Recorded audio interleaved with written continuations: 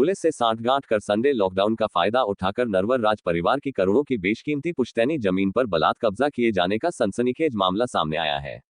हालांकि राज परिवार के लोगों की सतर्कता और मीडिया के दखल के चलते पुलिस से सांठगांठ कर करोड़ों रुपए की इस बेशकीमती जमीन पर कब्जा करने की प्लानिंग फ्लॉप हो गई है और संडे लॉकडाउन के दिन हथियारबंद होकर 3 जिलों इंदौर, देवास और उज्जैन की सीमा पाकर नरवर में जमीन पर बलात् कब्जा करने के लिए करीब आधा दर्जन से अधिक गाड़ियों में भरकर पहुंचे 4 दर्जन से अधिक बदमाशों को बैरंग लौटना पड़ा।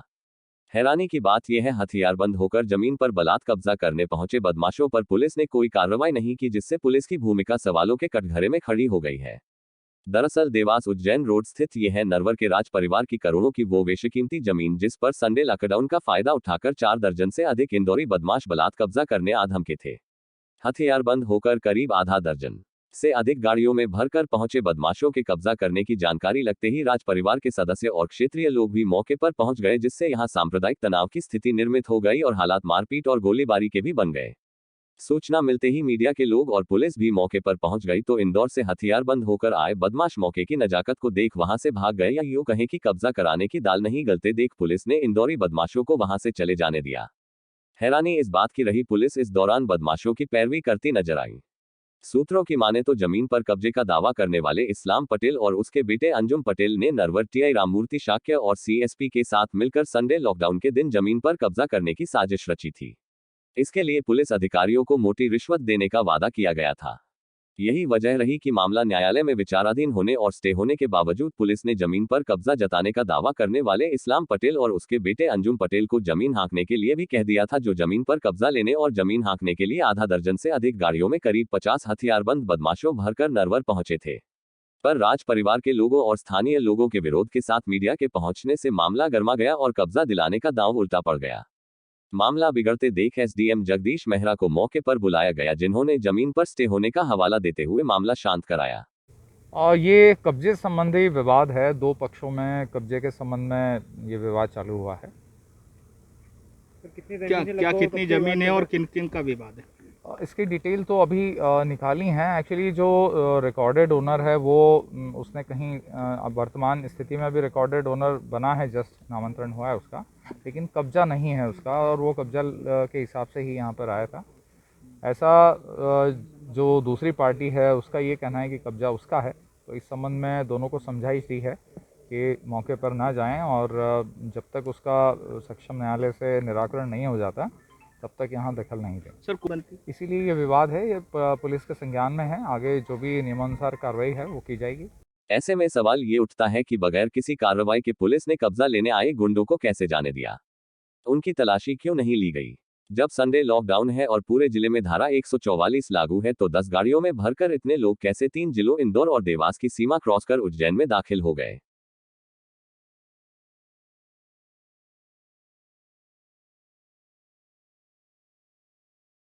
ज़मीन है नरवर में, कुछ ज़मीन है जिस पे दो पक्ष जो है उस पे पोजीशन के लिए उनमें विवाद चल रहा है। ये जो है पूरा मामला अभी कोर्ट में विचाराधीन है। जब तक कि कोई डिसीजन नहीं आ जाता कोर्ट से तब तक इस पे स्टे लगा हुआ है, और अभी जो पार्टी है, जो दोनों पार्टी है, उनको हमने थाने बुला के समझाइश दी है। जब तक कोई फैसला नहीं आ जाता तब तक आपको इस पर किसी भी तरीके से जो है इस पर कोई कार्रवाई नहीं करनी है, तब तक आपको यहाँ पर नहीं आना है। सर, एक वीडियो सामने आया है जिसमें 5 गाड़ियां भर के कुछ लोग आए हैं इंदौर से लॉकडाउन के दिन, क्या हथियार के साथ आए? इस तरह की तो अभी कोई जानकारी नहीं है, और जब मेरे पास ये सूचना आई थी, कुछ पत्रकारों ने मुझे बताया था इस बारे में, तो मैंने थाना प्रभारी को भी भेजा था। तो इस प्रकार की तो अभी तक कोई सूचना, इन्फॉर्मेशन की पुष्टि नहीं हुई है। कुछ लोग ज़रूर आए थे, लेकिन कोई हथियार या कोई गाड़ी उनके पास नहीं थी। वो गांव के ही किसान लोग थे, तो उनको भी समझाइश दे के हमने वापस भेज दिया है, और जो भी अगर कोई होता है तो इसमें हम कार्रवाई करेंगे। नरवर के राज परिवार के राव हिमावत सिंह ने आरोप लगाया कि उनकी पुश्तैनी जमीन पर इंदौर के हिस्ट्री शीटर बदमाश इस्लाम पटेल द्वारा कब्जे का प्रयास किया जा रहा है और पुलिस सपोर्ट कर रही है। इस संबंध में न्यायालय में भी विवाद चल रहा है। एसडीएम कोर्ट ने भी जमीन पर स्टे दिया हुआ है, पर पुलिस लॉ एंड ऑर्डर की जिम्मेदारी न संभाल कर जमीन पर कब्जा दिलाने का काम कर रही है।